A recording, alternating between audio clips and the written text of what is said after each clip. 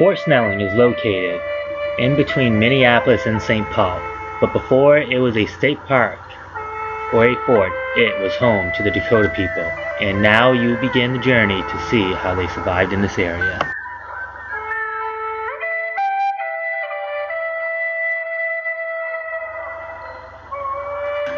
This area, now known as Fort Snelling, was called the birthplace of the Dakota people. It is located where the Mississippi and the Minnesota rivers meet.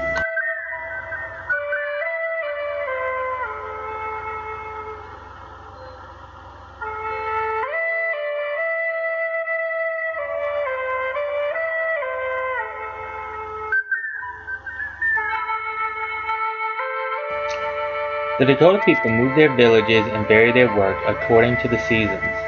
They were semi-nomadic people, spending most of the year in villages populated with bark longhouses, and was set up in other areas for hunting.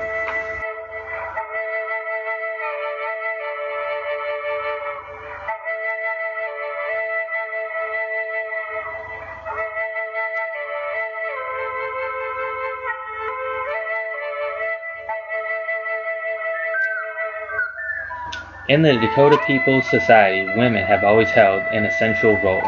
They gathered wood, processed hides, farmed, made clothes, and were the essential keepers of the home. They helped harvest wild rice, made maple sugar, and cultivated gardens.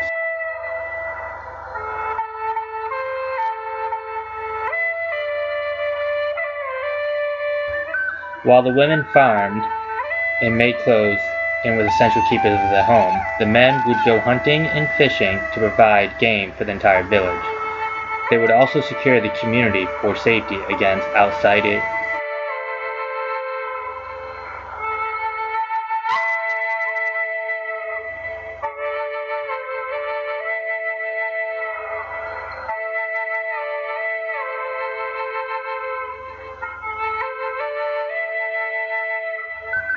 In the spring, winter villages dispersed, and men left on hunting parties, while women and children and the elderly moved into sugar camps like this to make maple sugar and syrup.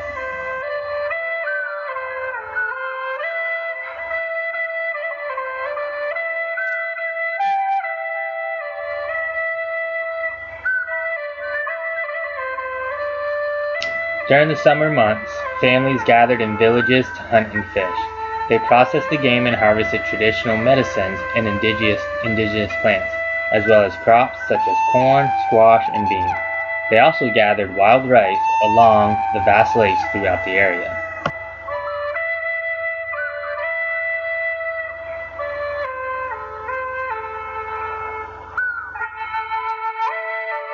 In the autumn, families moved to the year's chosen hunting grounds for the annual hunt. That also prepared them for the upcoming winter. Winter months were spent living off the stores of supplies they built up during the previous year, along with continual fishing and hunting. This traditional lifestyle of community support and deep connection to land and natural resources are the basis of the Dakota society and culture, but they also found time to have fun, not just work. Eventually, the European Americans made their way to Minnesota to settle the land. The first European Americans were fur traders, and later the U.S. government. They would soon realize, and at times exploit, the friendly nature of the Dakota and foster trade and establish political relationships with the communities in the early 1800s.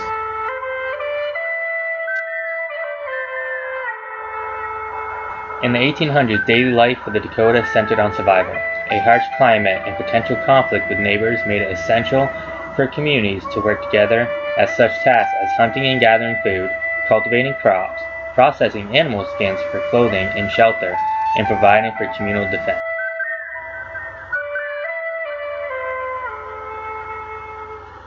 Like the Native Americans on the East Coast, soon the Dakota people were forced from their native lands. Towns were being built and forts as well.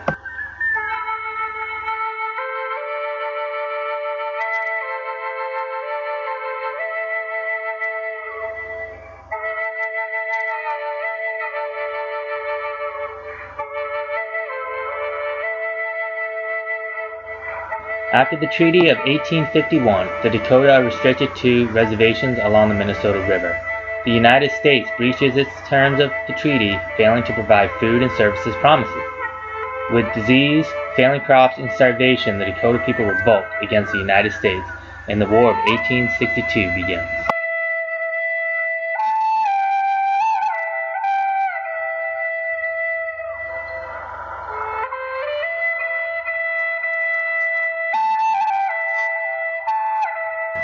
Thousands of Dakota flee to Canada, seeking political asylum. Any remaining Dakota are arrested. 1,200 women and children are marched 120 miles to the concentration camp built at Fort Snelling. Hundreds die in the camp from starvation and disease.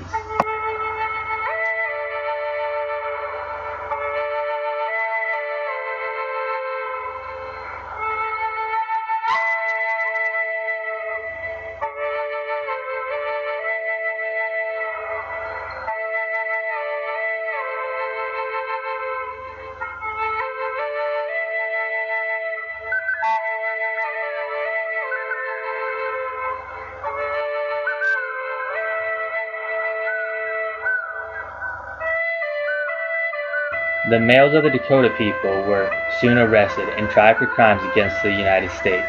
The mass hanging of 38 Dakota men was conducted on December 26, 1862 in Mankato, Minnesota. It was the largest mass execution in the United States history.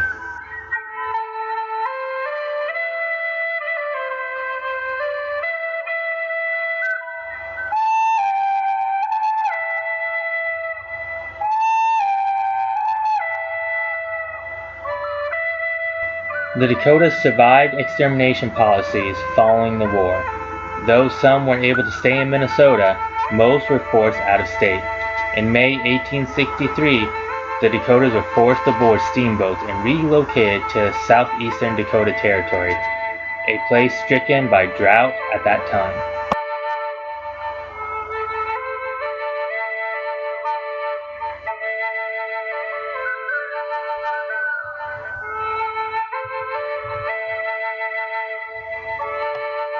Today, Fort Snelling tells the story of the war and the Dakota people and remember the hardship they faced. A memorial is dedicated to Dakota people and their ancestors to remember them and what they endured. The visit center shows how they lived and fought for survival.